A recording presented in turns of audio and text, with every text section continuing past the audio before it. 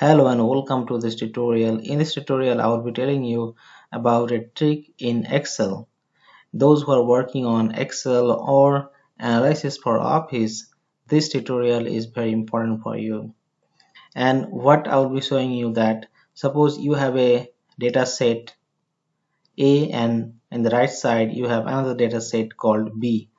And here you have suppose here I have shown three columns. There can be multiple column, multiple data, and you will be comparing between set A and set B, and you will be checking each individual column with the other set individual column, and if it finds match then it will say as true, and if it doesn't find then it will tell as false. So I will show you this simple trick how I have done that. First let me delete what has been done right here. So in order to do this, so what we have to do, we have to start with equal sign, then you have to click on this cell and again equal sign, and click the cell you want to compare with, this one, then enter. So these two value are matching, that's why it's saying as true. Now you have to simply drag to the end and it will tell you where it has matched and not matched. False meaning that this two value does not match.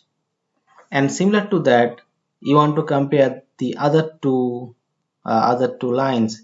So for that, you don't need to write again.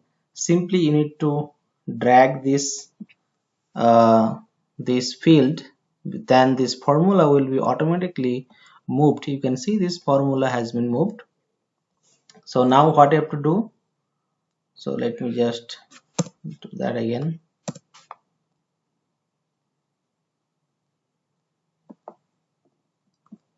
Now you have to drag till the end so that all the lines will be verified.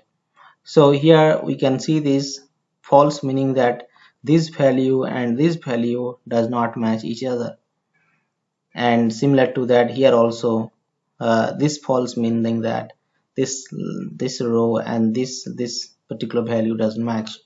So this is a very easy way so that you can verify your data set.